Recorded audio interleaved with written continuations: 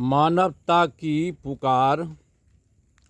बंधुओं, आज हो गया मंगलवार 2 सितंबर 2025। समय सुबह के 7:21 हो चुका है। मैं जो देखता हूँ, मैं देख रहा हूँ आज जो है ना, ये साधु जो लोग कहलाता है एक दूसरे का विरोध करता है। जैसे मैं देखा कल सोमवार 1 सितंबर को जो रामपाल के कुछ लोग पारखी संत का विरोध करता है। पारखी संत भी नामदान इत्यादि पर जो है बहुत सब एक दूसरे का विरोध कर लगा हुआ है, जैसे अनिरुद्ध आचार्य या राम भद्राचार्य। लेकिन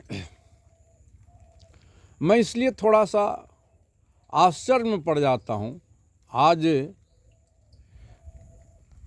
अध्यात्म को पतन करने वाला यही ढोलक हारमोनियम पर जो गाने वाले गायक लोग हैं, इनको रसमंजरी बना दिया है, झालदार चटपटी बना दिया है। लोग सही बात को सुनना नहीं चाहता है। वक्ता लोग जो हैं, ये भी असलियत को, अध्यात्म की चर्चा को ये लोग धज्जी उड़ा देते हैं। तो इसका सुधार कैसे होगा?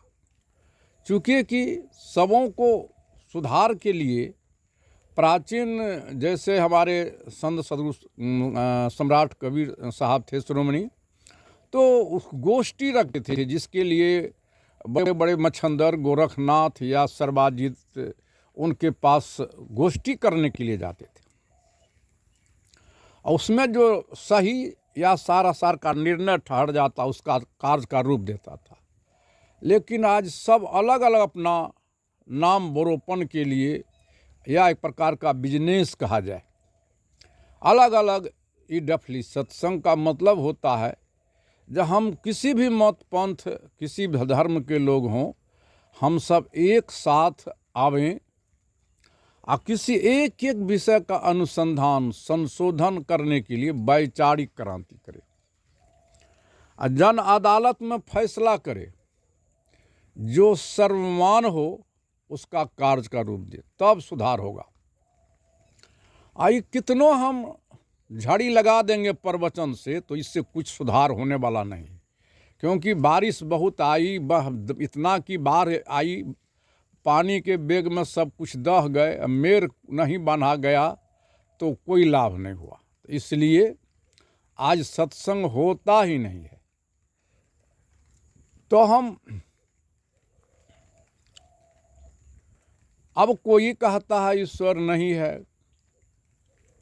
कोई कहता ईश्वर है, तो मैं देखता हूँ कि दोनों घोर नास्तिक। ईश्वर को कहने वाला भी घोर नास्तिक और अपराधी भी है। ईश्वर है या बताता नहीं तो जुल्मी है, और नहीं कहने वाले भी, वह भी घोर नास्तिक अपराधी है। अगर बता देता ईश्वर के स्वरूप में, तो साक्षात माँ बाप है। माँ बाप देह नहीं न है जी, देह में बोलने वाला यही चेतन आत्मा है। यही माता भी, पिता भी है, गुरु भी है। चेतन आत्मा है क्या? तो उसी सर्वेश्वर का, ईश्वर का, सांस का सत्ता ही चेतन आत्मा है। इसको धरती पर कोई खंडन कर दे। सबके हृदय में सूर्यमणि के समान ज्योति जल रही, जो सबको देख रहा है, सब कोई उनको नहीं देखता। इसी को कहता है वेद बिनु पग चलत सुनत बिनु कहना, बिनु रसना के शब्द बखाना, बिनु जिभ्या बक्ता वर जोगी, आनंद रहित रहत रस भोगी। सबके हृदय में है, और तब समों का शरीर प्रत्यक्ष निर्माण हो रहा है। उस सांस का ही सत्ता ही चेतन है। सांस को ही ईश्वर खुदा गॉड कहते हैं। तो ईश्वर को नहीं मानने वाले सांस से कुछ अलग बात करके हमको दिखा दे, मैं उसका चरणों का धूली बनूंगा। आई जो सबके पार में कहने वाले हैं, वो बताया नहीं वो किस पार में है। प्रत्यक्ष शरीर निर्माण हो रहा है माँ के अंग में, और ये गुरुवार लोग कहता है उठता है सब ठो पार पार, किस पार में है? ये जो बाज महर्षि कहलाता है। इसलिए मेरे रोने से क्या होगा सही बात को। ये वक्ता लोग है, ये गायक लोग जो हैं, ये तो जो झालदार बना दिया है चटमटी, सही सुनना नहीं चाहता है। वक्ता लोग सही को धज्जी उड़ा दिया है, सही को अध्यात्म का चर्चा होता ही नहीं है।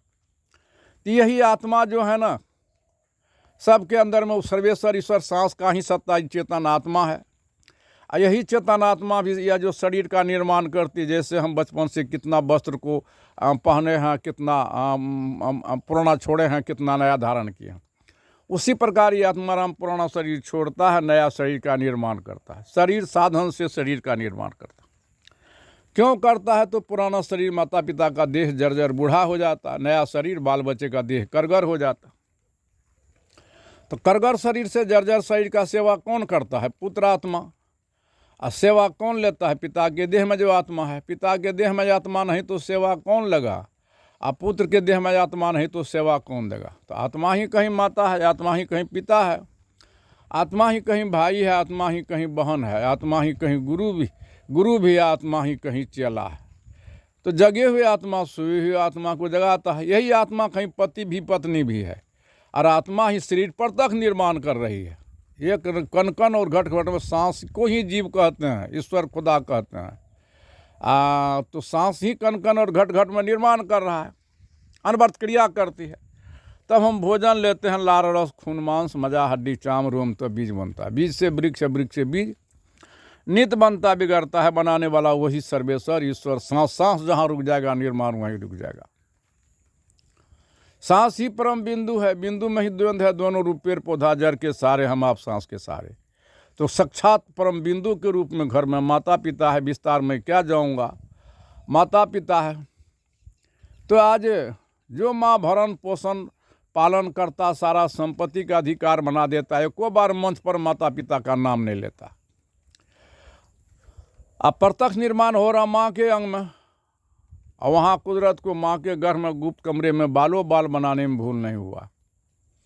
कैसा वह कुदरत है, धन वो सुतिहार मंदिर निर्मायो, टेर घोंच घन कोरा लगायो, जिस पर विज्ञान अणु परमाणु इलेक्ट्रॉन प्रोटॉन अल्फा बीटा कहाँ पहुँच गया विजय नहीं पाया। गर्भ से निकलता है, कोई टिक रखता है, कोई खतना करता है, कोई कृपान लगाता है, कोई क्रोश पहनता है। तो मैं पूछता हूँ धरती के पंडित विद्वानों को, जनमानस का मानसिक सोच बिगड़ा हुआ सुधरा हुआ कहना होगा, बिगड़ा हुआ कुदरत को भी लज्जित करता है, डिमोरलाइज करता है, उनका विरोध करता है। ये कब तक चलेगा? तो जैन बुद्ध ईसा मूसा यहूदी पारसी हजरत सब कोई माँ बाप से जन्मा है, सबका शरीर एक ही पदार्थ से बना है, सबके अंदर में वही आत्मा है।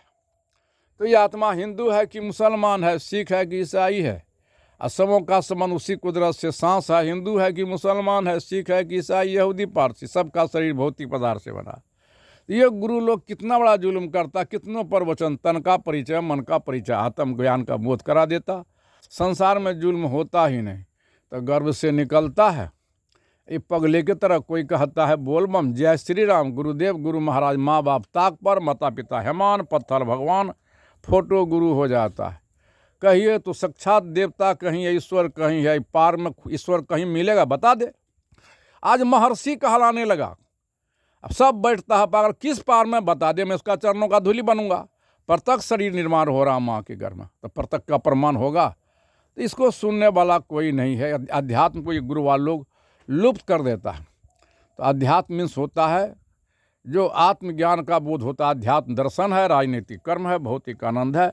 अध्यात्म बोध होता तो सारे अज्ञान का बोध दूर हो जाता। मैं विशेष क्या कहूँगा, मैं तो कम पढ़ा लिखा हूँ और सही शुद्ध बोलने में भी थोड़ा त्रुटि हो जाता है। मेरा बात कहाँ तक सही है, मैं श्रोताजनों से निवेदन प्रणाम करता हूँ, बंदगी करता हूँ। तो आप मुझे सुझाव भी देंगे। मेरा मोबाइल नंबर है 9471075674। मेरा नाम हुआ भक्त आत्मस्वरूप जगदीश मानव। मैं आपसे नवन विनय करता हूँ। हमारा सुधार सबसे बड़ा सुधार, हमने सुधरेंगे तो हमारा परिवार बच्चा कभी नहीं सुधरेगा। इन्हीं शब्दों के साथ मैं अपनी वाणी विराम देता हूँ।